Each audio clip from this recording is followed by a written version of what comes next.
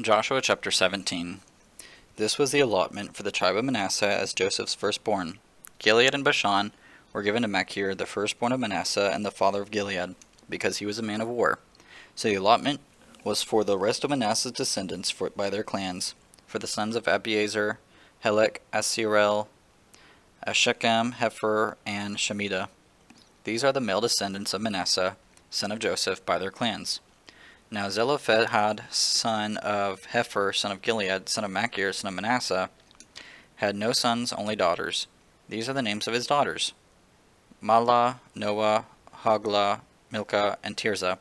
They came before the priest Eleazar, son of Nun, and the leaders, saying, "The Lord commanded Moses to give us an inheritance among our male relatives." So they gave them an inheritance among their father's brothers, in keeping with the Lord's instruction. As a result, 10 tracts fell to Manasseh, besides the land of Gilead and Bashan, which are beyond the Jordan, because Manasseh's daughters received an inheritance among his sons. The land of Gilead belonged to the rest of Manasseh's sons. The border of Manasseh went from Asher to Michmethath, near Shechem. It then went southward towards the inhabitants of En-Tappuah. The residents of Tappuah belonged to Manasseh, but Tappuah itself on Manasseh's border belonged to the descendants of Ephraim. From there the border descended to the brooks of Kana, south of the brook.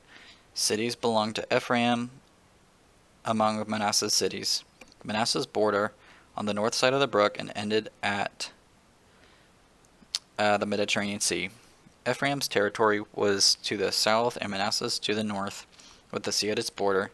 They reached Asher on the north and Issachar on the east. Within Issachar and Asher, Manasseh had Beth Shean, Ibleam, and the inhabitants of Dor, with their surrounding villages, the inhabitants of Endor, Tanakh, and Megiddo, the 3 cities of Naphath, with their surrounding villages. The descendants of Manasseh could not possess these cities, because the Canaanites were determined to stay in this land. However, when the Israelites grew stronger, they imposed forced labor on the Canaanites, but did not drive them out completely.